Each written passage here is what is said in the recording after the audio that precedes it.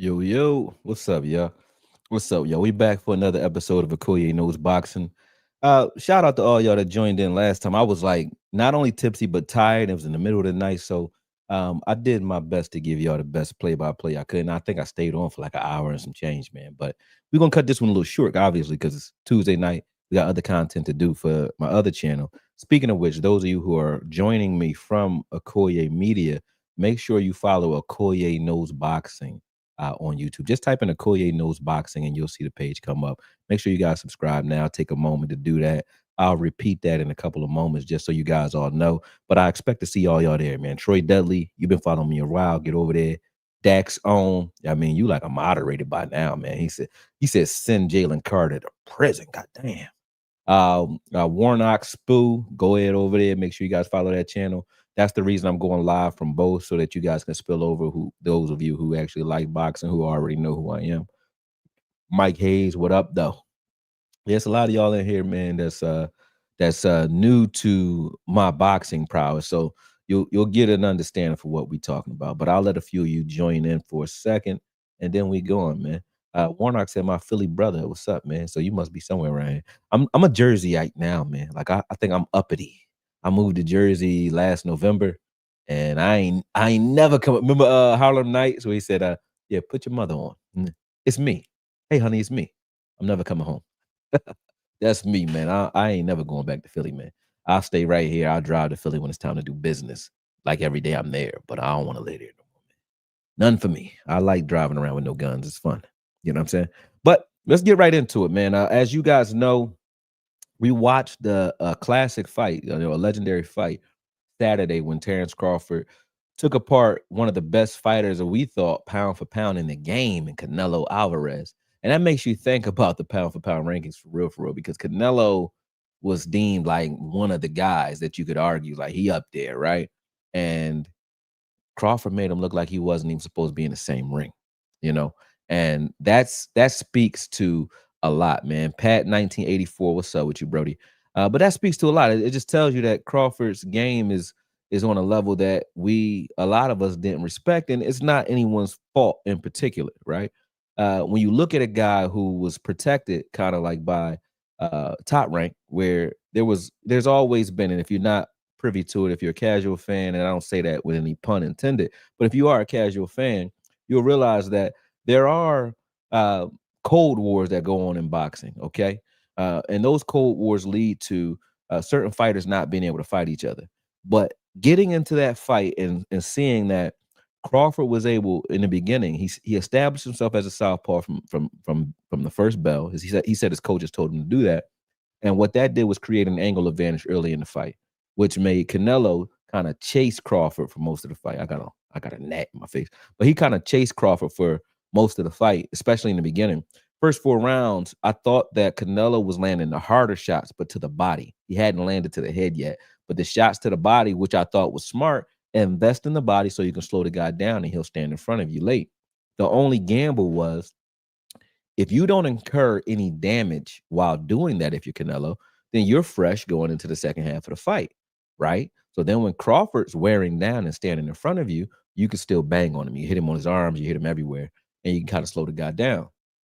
What he didn't anticipate was that once he started to land and build up some sort of damage in the body area for Crawford, he didn't anticipate Crawford damaging him in the process. And Crawford did a great job of like just reeling off combinations while Canelo was trying to do that and establish his body work. I think in the fifth round, at the end of the round, if it had happened a little earlier, maybe it changes the fight. But in the end of the fifth round, Crawford got hit for the first time with a clean right hand, right? I thought that dazed him just a little bit. He smiled. He kind of walked very slowly back to the corner.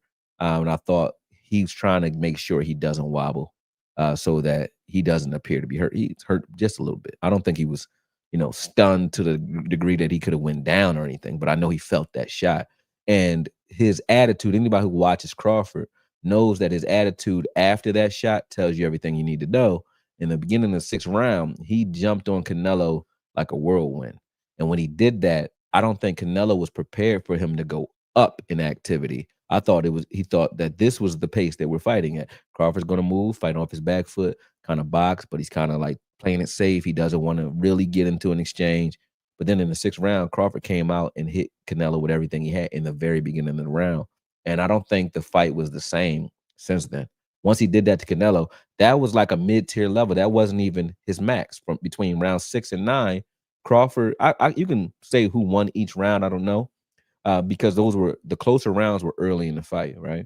And then 6 through 9, I think you can give Canelo maybe one of those. I think the 7th round when Crawford kind of took off a little bit, he, you know, he might have won that round. But for the most part, Crawford was trying to damage Canelo, and Canelo knew it. So he made Canelo gun shy, even when Canelo would cut the ring off successfully. You've never seen this in Canelo. If he cuts you off and you're on the ropes, you stay there, and he's going to try to end your night when he gets you there. Canelo was hesitant when he got Crawford on the ropes because every time he started a combination, Crawford would intercept that combination with his own combination or interrupt it. And you teach fighters to do that. They'll catch and shoot. So Crawford is a catch and shoot fighter. If you watch him fight Spence, same thing. He'll catch his shots, and right in between those shots, he starts to reel off his combination. He did that to Canelo in the 6th through the 9th round. And then he went up again. He went up even further in his activity from not rounds 10 through 12. So Crawford had like 3 stages of like Super Saiyan mode that he went through. You know, he went through Kaioken, Super Saiyan 1, and Super Saiyan God mode, all in the same fight, right? He just kept turning it up. And I just say that as like a good Dragon Ball Z reference, but you know what I mean. But that was how the fight went. And I think that's what shocked the world. It wasn't the fact that he won. It was how he did it. You know, it was the fact that he's like, hey, you know, how is a guy who is supposedly much smaller, how's he going in and dominating Canelo like that and making a guy who's been punched by light heavyweights, punched by heavyweights and cruiserweights preparing to fight light heavyweights? How do you make that guy gun shy? And it's because he was just able to hit him clean whenever he wanted to. So hats go off to Crawford. I think he deserves all of his flowers and all the respect in the world for what he did in that fight, regardless of whether you're not you're a Canelo fan or a Crawford fan. I actually picked Canelo in that fight because I always think, it's an old boxing adage, good big man beats good little man most of the time. And that's still true, right? Because this is the hurt business. And in the hurt business, just face it, big guys hurt little guys, or they dish out more damage than a smaller guy. Usually. Crawford just made that. He made that a lie that night. All right. Pat 1984 says, Paul says, I agree with you on that. Pat 1984 says, man, that was old school boxing for real, for real. He also said Crawford giving his belts back and giving him so much respect shows the type of man Crawford is. I salute, bro. Well, yes and no. The belts go back to Crawford anyway. I mean, go back to Canelo anyway. Those belts are customized. So that's why he gave them back. He didn't give him his belts like I don't want the titles. He gets his own custom-made title. That's the way it goes. So just like you get your own custom-made Super Bowl ring, as a champion, you get your own titles customized to you. Those belts were customized to Canelo already.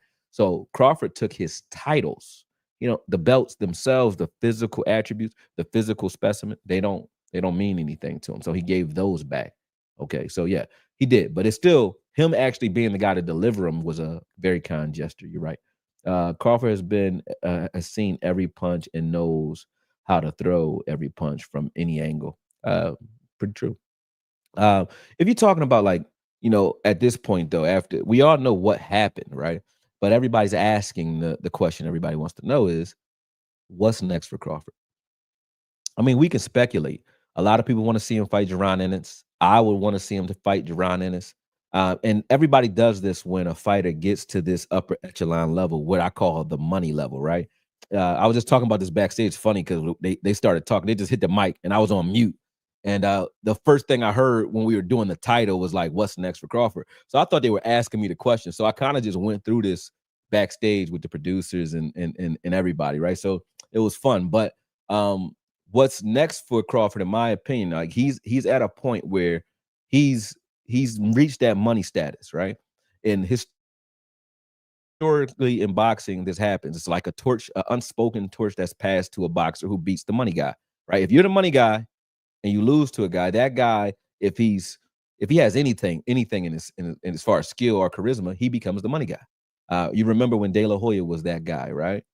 Um, well, Floyd Mayweather beat him. Once Floyd Mayweather beat him, he became the money guy. Before that, it was Shane Mosley who beat him. He was the money guy. You know what I'm saying? So, and then when he lost, I think he lost to Vernon Forrest. And then Vernon Forrest was like supposed to be the guy, and he lost, right, to Ricardo Mayorga. And then it's like, okay, we reshuffled everything. But De La Hoya had maintained that for a long time until I'm talking about 20, $30 million a fight.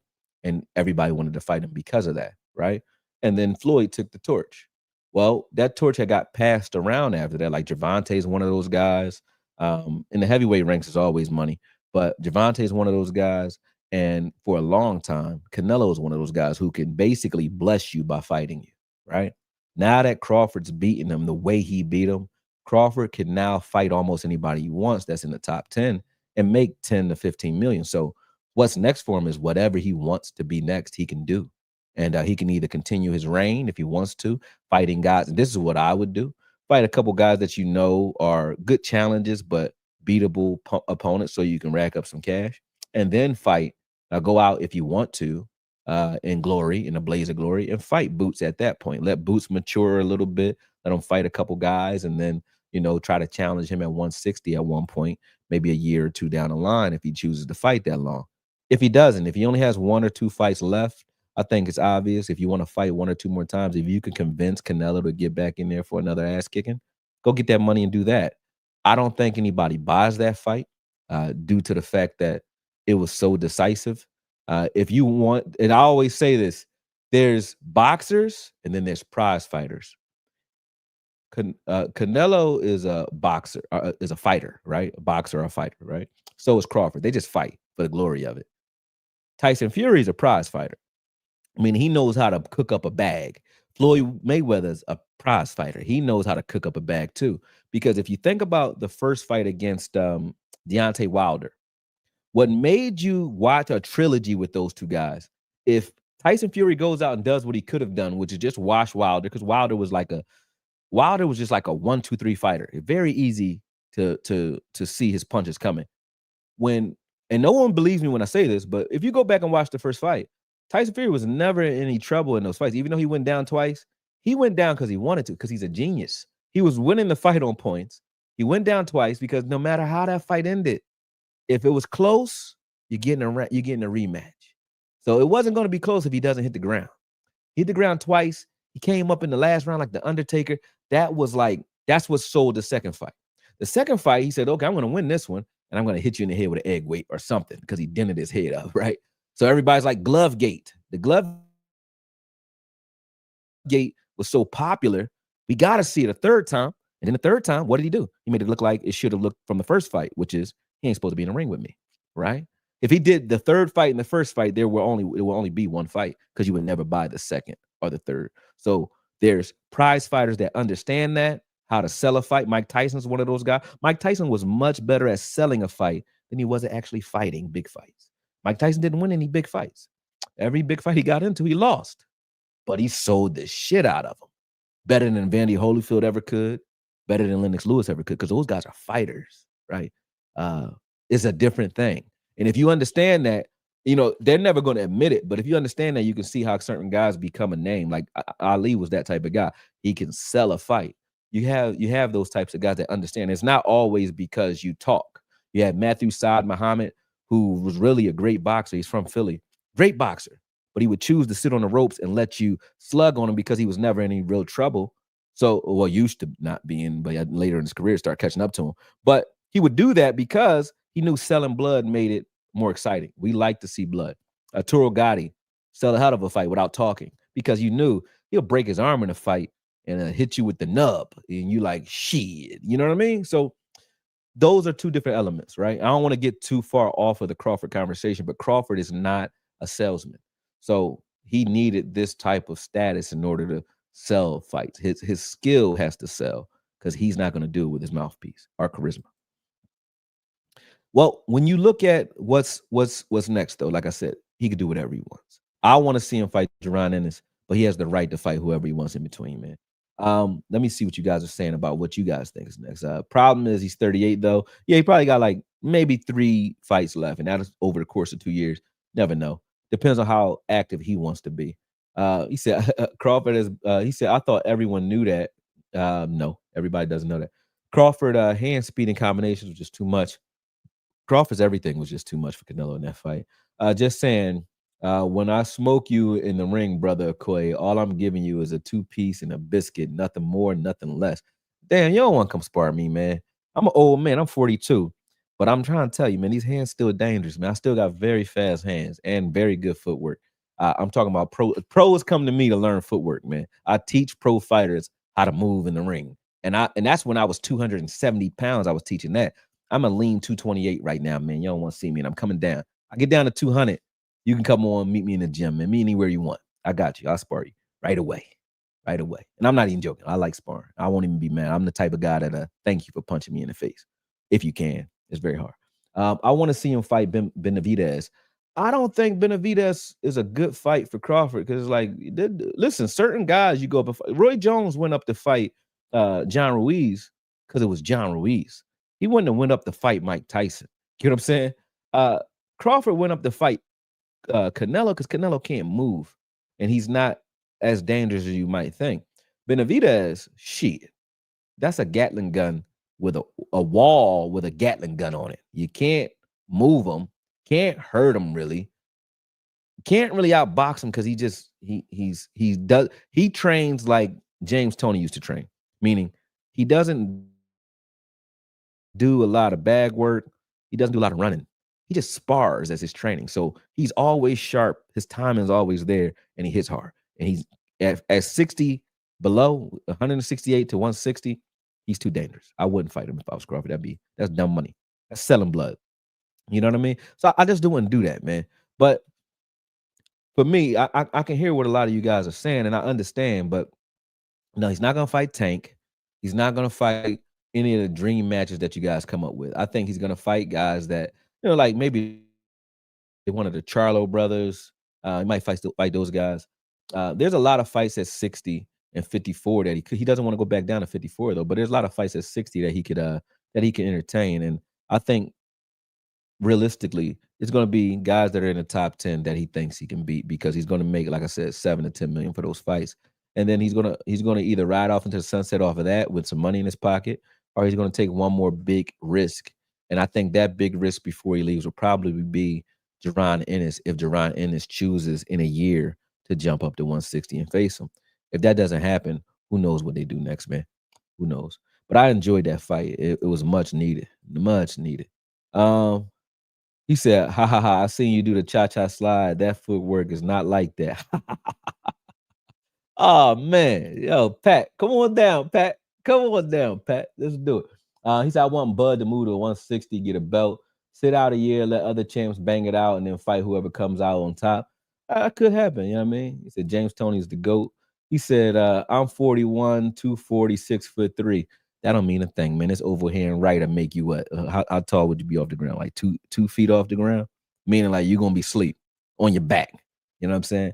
And you're gonna fall hard, bro. I'm trying to tell you, man. I really do. I spar like you can Dominic Mayfield, right? He's a 6'4", 270-pound heavyweight. We spar, I spar him all the time.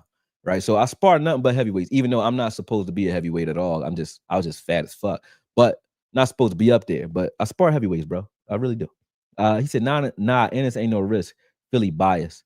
If you now to say Ennis ain't a risk, like no one in Philly says that Crawford ain't a risk for Ennis. We just say Ennis would be a good fight. We don't know who wins that fight. I think that Ennis is young and he can lose to Crawford, but I don't get how y'all think that Philly is biased towards Ennis. When you say everyone who likes Crawford says that Ennis just ain't a challenge at all, and that's not biased, that don't even make a lot of sense. You mean Ennis just can't do shit? He just can't even scratch you, right? That don't make sense. Come on, man. Stop it. Y'all talking crazy. He said, I love you like a fat kid loves cake, man. I'm just lighting up the room, dog. Now I'm only messing with you, man. I know you. I've known you for years. I know you ain't trying to beat my ass. And if you did, like I told you, I'll shake your hand. He said, I know you know your shit. I'm just keeping my bro on his toes, man. I like that though. I like color commentary, man. We def know who wins that. Bro said he want to make me 2 feet dancing. Everyone is a GOAT. All right, how many GOATs is it? You know what I'm saying? But anyway, let's move on, man. Devin Haney versus Josh Norman, man. Jr., not Josh Norman. Brian Norman. Josh Norman. See, football and boxing be merging, and I kill names. They be killing me for killing names, man. I say everybody's name wrong for some reason. I gotta stop saying I do that because maybe I'll stop. But that fight is the next, I think, big fight and a compelling fight. If you look at it stylistically, it's a good fight for both guys, right? I can understand why Norman would take that fight because you got Haney moving up to 47. So Norman's the bigger guy, and he's a guy that like comes forward. He's a pressure. He fights like a Mexican. He's a pressure fighter, not great footwork, but he's coming to bang. Can be damaged. He has been damaged in fights, but he's coming forward to bang. He's trying to hurt you, right? And Devin Haney is coming off of just lackluster performances in his opinion, especially the Ryan Garcia performance. And then after that, then I forget who the last guy he just fought was, but he ran for most of that fight, which I understood though, because when you look at that fight, he had Shane Mosley in his corner for the first time. I've been that guy like Shane Mosley where I'm like a consultant in the corner for you. I'm not really your trainer, but I'm just helping you tweak something, right? And it happens every time. When you do something new repetitively, right? You overdo it in the next fight because you're trying to incorporate that into your natural rhythm. So you got conscious fighting versus subconscious fighting. Your subconscious fighting is what you automatically revert to when you get hit and you get mad, you just start fighting, right? Off of instinct.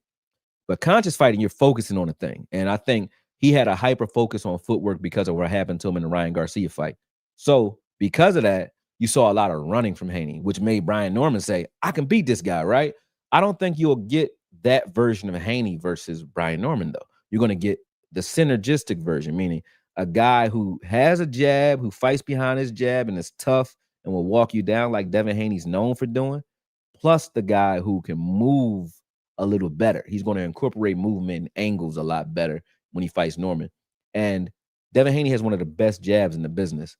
So if he can take angles to mitigate some of the risk, he could fight half a man, meaning stay off the center line, because Devin Haney has a problem with, he's a great boxer, but you never want to be here against a fighter. Like if me and you are fighting and you're here with me, squared up, meaning we're shoulder to shoulder, or solar plex to solar plex, I got to guard both hands. You don't want to have to do, nobody's good enough to do that all day. The best defensive fighters either cheat left or cheat right. So if I'm cheating right and this is your center line, I'm making your right hand, you're going to have to reach further with your right hand. And I'm smothering your left hand. So I'm going to sit on this left hand because I can anticipate what you're going to do here. And then I can see the right hand coming a mile away. So I'm really fighting half a man. That's what I mean when I say that. A lot of fighters do it, haphazardly, but they very rarely do it intentionally. The great ones do. Bernard Hopkins, Andre Ward, these guys will fight, on one. They'll fight that one side of you. They'll shade you, right? David Haney doesn't do that. He'll sit right in front of you and jab you and try to outbox you and beat your ass right there squared up with you. You got to stop doing that. So it really wasn't, I don't even know why he went and got Shane Mosley. That's not the guy to get to fix that, because it really wasn't footwork that was his problem. It's angles. He stands right in front of you. He needs to be off to the right, off center. And he doesn't do that enough, in my opinion. If he did, it would automatically, because I call this right hand dominant. So he automatically have more power on his right hand. He would automatically be further away from your right hand, and he can jab as like a rangefinder. And when he wants to throw a hard jab, he can get in his left hand dominant stance, put more weight on the left foot, and kind of transition. So now he can kind of rotate between those two styles. But like I said, he just fights square too much. Now on Brian Norman's side of things, like I said, if Devin Haney stays on that center line, all I would tell the guy to do, this is all I would do in this fight. Listen, you're going to get hit with a lot of jabs. You're going to get cut up. He's going to bust you up, probably, if you stand right in front of him, right? But what I want you to do, the way you would train is, one, I would have the kids in the gym jab at you all day. I would definitely have the guys he's sparring with, technical spar with him for a while, meaning jab at this guy all day long, to the point where it's almost impossible to hit him with a jab because he sees so many jabs coming. He sleeps and dreams about jabs coming at him, right? So we want to mitigate the jab because we know Haney's going to use it. And then we want to start, once it starts to slow down in your mind, we want you throwing, you have to feed him 10 overhand rights per round, meaning good ones. I don't care if they land, you owe me 10 per round until they start landing. And when they do, Haney will be the fuck out of here. That's what I would do. If he's standing on that center line, you don't even have to look. These are no look overhand. Just throw him and you're going to catch him. You know what I'm saying? An overhand right. Once he starts to overreact to the overhand right, then you start incorporating feints from that and throwing your left hook off of it. And I think that would be, other than the fact that you want to rough him up, that would be Norman's strategy. If he's smart, he would go after him that way. Yeah, Shadiddy X, man, definitely rip to Ricky Hatton, man. I remember that everybody came across the pond for that. But rest in peace, Ricky Hatton. While you guys are here, make sure if you want more boxing content, those of you who are joining on my normal Okoye media page, I'm also live on Okoye Knows Boxing. So go on to YouTube, type in Okoye Knows Boxing, and you'll see my channel pop up there. And you guys need to subscribe there as well and follow me there, because I'm trying to build up that channel so that I don't mix the two genres, right? So definitely make sure you guys follow me there. Make sure you guys like and subscribe and share the content. But from a point of Devin Haney versus Norman, I think that those two styles make a compelling fight for me, because Norman has a puncher's chance or has a bully's chance, meaning he can try to out physical Haney, and Haney is the pure boxer. But one thing nobody gives Haney credit for is Haney got a heart of steel. You know what I mean? When he got hit by what was it, Linares, he was done. Like he was out on his feet. Finished that fight, no problem. As bad as the Ryan Garcia fight looked, the way everybody talks about how bad it looked, right? Nobody could say he got knocked. He didn't get knocked out. He got knocked from pillar to post, but he didn't get knocked out because he got a heart. So to think that because he's the pure boxer, that he's just a guy that you could just roll over, that ain't the case. Haney is a tough kid, man. A tough young man, should I say. And that's going to be a pretty good fight. So I think him and Norman, it's a good matchup. I like the way, I like the way that matchup looks, man. Yo, brother Ahmad, man, what's good with you, man? He said, "Damn, you're nice with the boxing talk." No, I mean, I train boxers, bro. This is football. If you think I'm good at football analysis, which I know I am, I forgot more about boxing than I ever knew about football, for sure. And that's not being braggadocious. It's just I've been boxing since I was 7 years old and I'm 42. And I've been training fighters for almost 10, 15 years, somewhere in there. Yeah, 15 years. And then trained myself, and then, went to my trainer when I was like 23, and he changed my whole style. But bro said he want to make 2 feet. Dang. Okoye, you fighting southpaws, how do you move? Good question. It depends on what type of southpaw you're fighting. If you're fighting a slick southpaw, move to your right. And the reason I say move to your right, when you're moving to your right versus a southpaw, let's just say this is a southpaw's right hand. His jab is about here, right? When you're moving to your left, you are pulling your right hand away from the target. And the right hand is how you hit a southpaw, right? The reason fighters are taught, conventional fighters are always taught to move to the left, because there's this old style or old secret where whoever has the outer foot usually can go 2-way. Meaning, if I have my left foot outside your right foot, I can hit you with both hands, right? You only can hit me with pretty much one hand. You cut in half. That's true, but it should be like a typewriter, meaning you go to your right, because if I'm going to my right, his counter to that is going to be to cut me off, meaning to hustle his steps up so that he can get over to my right, right? When he does that, that automatically gives me the leverage to get outside his foot.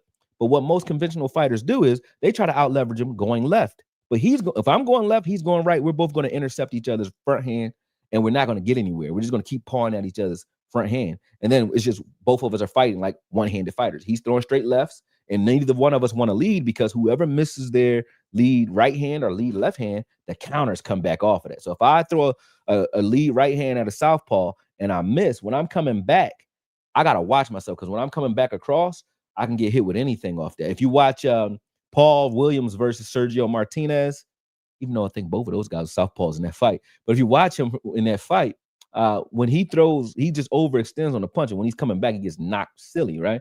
When you watch Chad Dawson versus Andre Ward, same thing. If you miss with that left, you got nothing else to come back with. If you miss with that right versus a southpaw, you got nothing else to go with. But the way I learned this style was by watching and studying Pernell Whitaker, because I was always intrigued by the fact that Pernell Whitaker's defense was anticipatory and his pivots were great, but that's not what made him great. What made Pernell Whitaker great was his jab. And I said, how's a southpaw jabbing conventional fighters? That's not supposed to happen.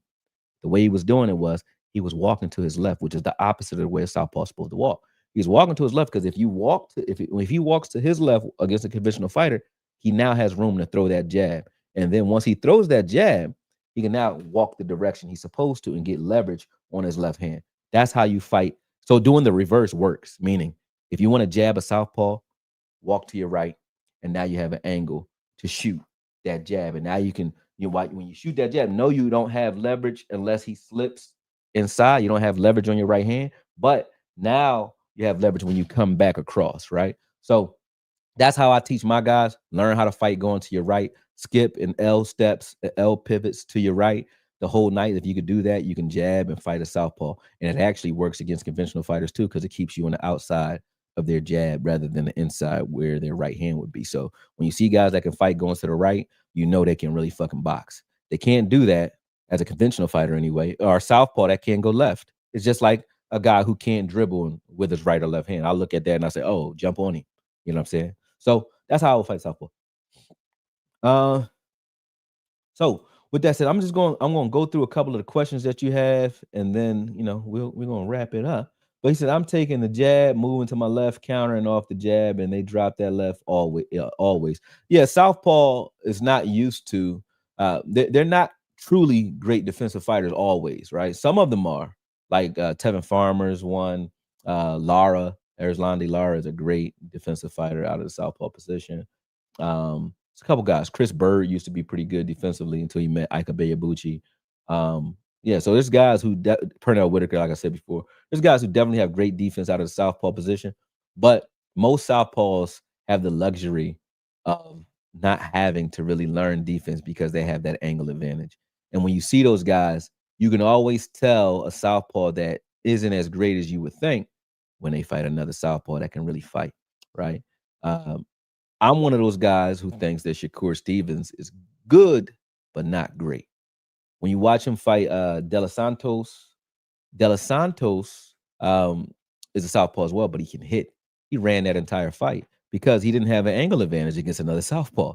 When you watch Errol Spence, he was supposed to be great until he met Crawford, who knows how to fight as a southpaw a lot better, right? And then he's like, oh, you're just regular. And everybody's like, oh, he wasn't the same. He was the same. He just finally met somebody that was an actual southpaw that can really fight. So that's always been my adage. Like, I don't trust the southpaw's skill set until they see another one or until they see a fighter that can fight as a southpaw. Watch Antonio Tarver versus Bernard Hopkins. Like, that's the style that I'm talking about. Watch Ward versus Chad Dawson. That's the style I'm talking about. When you fight a guy that knows how to fight that way and you're a southpaw and you can win or you can dominate, then I trust your skill set. But until then, you can hide and have a whole career and never really meet that type of fighter, especially in today's boxing. They don't teach it anymore. They don't know. But I'm gonna say it one more time, man. Make sure you guys go out to Okoye Knows Boxing and on YouTube, and you'll see my channel. Follow, like, subscribe, share it, do what you do, and make sure you guys tune into the next episode. I'm here Tuesdays and Saturdays for right now. But we'll figure out what time and we're going to move forward. But you guys know that I house homeless vets, so sometimes even that phone call right now is actually perfect timing. But sometimes I have all hands on deck because some of them are suffering from PTSD, so I have to jump up and run back to the city, things like that. So if I'm a little flexible with the time, I ask you to be graceful with me and merciful with me because I'm trying to bring you two different genres here. So I appreciate it. Appreciate y'all tuning in. Everybody who got their question answered, just know, like, look, man, neither one of these pages is monetized. So all I'm asking for support is a like, a subscribe, or a share. But definitely thank you for tuning in to Okoye Knows Boxing, man. Talk to y'all soon. Peace. We out.